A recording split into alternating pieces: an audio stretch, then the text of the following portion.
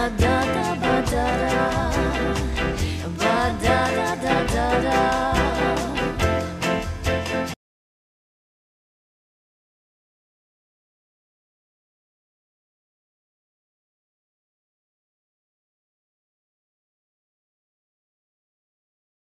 back to Chatting with the Chamber. For our second segment today, we're joined by Bob Kasieta, and Bob is the president of the Verona Area Needs Network. And I should point out that we are in the new home of the Verona Area Needs Network, and we'll talk plenty about that. But Bob, welcome to the show. Thanks. And Bob, before we get into the building and things, why don't you tell us a little bit about the Verona Area Needs Network and the work you do here in Verona? Well, the Verona Area Needs Network has existed for 28 years. And only most recently, in the last 5 years, we became our own 501c3 corporation. And so now we are serving people as a food pantry. But the plan we have here is to expand and provide additional services.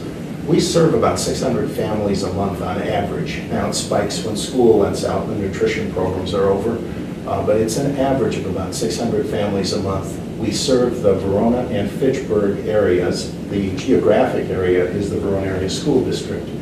So it's a big area to serve, and there are lots of folks in need. And we should probably point out for some of the older folks in town that the Verona Area Needs Network started out as a Verona food pantry and has morphed into a more encompassing organization. It did, that's right, yes.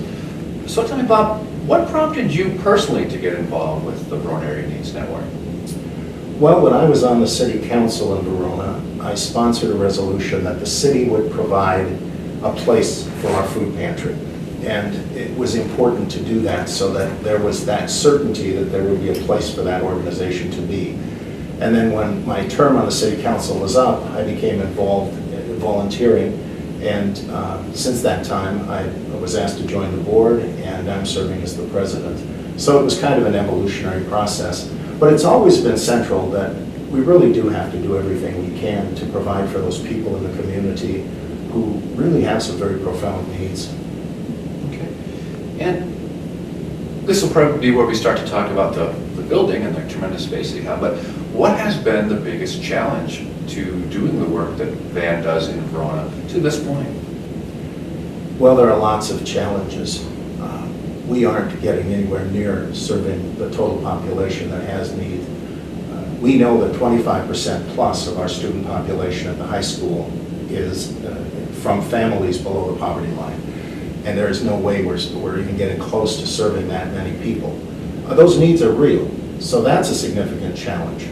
We've had special challenges with our senior population because we know anecdotally there's a lot of need in the senior population. And that need is not being met. The seniors are reluctant to come to the food pantry. And yet, they've worked hard. They've built this community. And now they're finding that they can't make ends meet. Government programs are being cut back. And those are the people who may be most in need in our community, and they're the ones that are least served. In addition to that, one of the biggest problems, and one of the real reasons I got involved, was providing food is a stopgap measure. Providing food is important, but providing food is just the start. We aren't solving the problems by providing food. We aren't addressing the issues of generational poverty. So in a real sense, the biggest problem we have is getting to a place where we can really make a more fundamental difference. Right now we provide enough food once a month for 5 days for a family. That's our goal for the people who come to us. But that's not a lot of help in the larger context. So what we'd like to do is provide the kind of assistance that will help people to break out of generational poverty. Okay, and that kind of leads us to the new building here and the opportunities it affords you. Tell us a little bit about this new building and the process of getting the new building here on East Verona Avenue, and what this will allow you to do in the future. Yeah, this is great. I give all the credit in the world to Joe Parisi and the Dane County Board. I believe it was a unanimous vote passing on our lease. We have a 15-year lease on this building. The building around us is 7,000 square feet. It has space which is presently being used by the medical examiner for storage, but as of March 1st, we'll have access to the whole building. We'll do some construction, and it is going to permit us to provide not only a larger food pantry than what we have with more refrigeration, more freezer space, but also on the south side of the building, We're going to be able to have a nutrition center. We're going to be able to have offices for the joining forces with family officer. We're going to be able to provide legal services for landlord-tenant needs, transportation services, job counseling. It's a very exciting prospect because that starts to get us to that issue that I talked about, which is the need to address something more fundamental, the need to address the causes and the relationships that give rise to poverty, so that maybe the people who come to the food pantry will decrease in number. And I know another thing that you will have here available is potentially some kitchen space where you can teach folks how to not only receive food, but how to make better meals and more healthy, so they make healthier choices. Yeah, Karen Fletcher, the director of our food pantry, has just been so terrific. Karen's been focused on trying to get more nutritional foods so that we don't go with the easy choices. Maybe they're more convenient to do fast food kinds of things, but they're not as nutritional. And one of the issues that comes up invariably is, okay, if you provide people with nutritional food, can we also go that next step and help them? So you're right, Carl, one of the things we're doing here is on one corner of the building, we're putting in a commercial grade kitchen.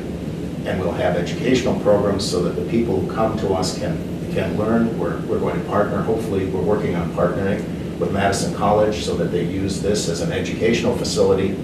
The notion here really is multiple. One is we will provide that education, which is so vital to making sure that the resources that we have are used to their maximum benefit. But secondly, we'll reduce some of the stigma coming here. This will be a place where the community comes not merely because there are poverty issues, but because there's a service being provided that can be provided to the greater community as well. And we're hopeful that by involving others in the community, we do have the ability to serve that greater need and to provide a nutrition center that is a meaningful place in the community. And I know one of the benefits of the new building would be something obvious, but you don't really think about. It's just simple storage space and refrigeration space. Can you tell us a little bit about that? Yes. One of our limitations presently is that we just don't have the capacity to take as much as the community would offer by way of produce during the harvest season, for example. We take as much as we can, but we have limitations of space. This new space will afford us a lot more by way of storage so that we can, take the things that people give us and make maximum use of them. It doesn't help us if we can't store things, if we can't properly process produce, for example, which we will be able to do here. And that's a really significant benefit. We've talked about a number of benefits of this new building and the food pantry in general, but if there was one or two things that maybe people out there just don't know about the food pantry that you could share, what might those things be? That's a good question. I think one of the things that's really important for people to understand is the people who come to the food pantry are not them, they're us. There's still a sense out there, I think there is, that the people who come to the food pantry are somehow different. They're not different. They're people who have some needs. They're people who have had some bad luck. They're people who have had problems with employment. They're folks who have the same kinds of problems we have, but magnified. And that's a big deal, because as soon as we stop thinking about people who come to the food pantry as being them and start realizing those are our neighbors, those are our friends, those are the people who go to school with our kids, those are our members of our community. As soon as we start to see that and really realize that, I think the attitude toward the food pantry, toward the service we provide, takes just a quantum leap to where it needs to be. This is important work because we're doing something that helps people just like us. And I know I've been following the food pantries in my position with the chamber and the newspaper now for close to 20 years, and as the economy goes up and down, you're exactly right. Like sometimes it's just bad luck. Yeah. It's our neighbors, people you wouldn't think were going to the food pantry for basic food services who just maybe hit a bad patch. Exactly. And I do think sometimes there's this notion that, well, these folks have made decisions that get them where they are. These folks haven't made decisions frequently that get them where they are. These folks have been subject to changes in their world that have caused them to have needs. One of the folks who came to us was a Vietnam veteran, served his country, from Verona, born and raised here. And he and his wife were doing okay until he suffered some health setbacks. and the Veterans Administration was helpful, but it didn't serve all the needs. They had to give up their house. They took an apartment. They still didn't come to the food pantry. I mean, he was still struggling to get by, trying to do what he could. And then his landlord raised his rent on his apartment. And for a period of time, until his health improved, he and his family were helped by the food pantry. Well, that guy's not a them, that guy's an us. That's somebody who we better look out for because we have some obligations there. Exactly. Well, Bob, if someone wanted to get in touch with the food pantry to learn more, maybe volunteer, use your services, what's the best way to do it? Great. These days, of course, everything's social media. And so we've been working really hard to have a social media presence. If you go to vanncares.org, two N's, VANN cares.org, that's our website. Or if you just go to Facebook and type in Verona Area Needs Network or Verona Area Food Pantry or Verona Food Pantry, you'll get to it. And there's a lot of information there about how to volunteer. Shannon Myers, our volunteer coordinator, she's terrific. We have over 100 volunteers who come in on a regular basis and help out. And we always need more. And with this new facility, we'll have more hours, we'll have more opportunities for people to volunteer. So I hope people will look us up. And vanncares.org is a pretty good website. We've worked hard to try to make it something that gives people the information they need. And there's also a place there to donate, which is always much appreciated. Right.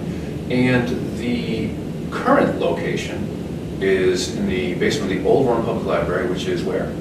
It's on Franklin Street. It's, if you take, as you're coming into town from the east, heading west, you take a right at the stoplight intersection, and it's 2 blocks north. Right. So it's up North Main Street. Right, it's right next to St. Andrew Catholic Church, if you need another landmark right there. And the address for this new building is? 1200 East Verona Avenue. And the transition between the two will take place? Well, we're hopeful it'll be June, but it might be July. We've got some construction to do, and we have the parking lot to expand, and those things will take a little bit of time, but certainly early summer. All right. Well, Bob, thank you for being on our show and sharing the good news about the Needs Network and the new facility here. Thank you, Carl. I really appreciate it. Good talking to you. You too.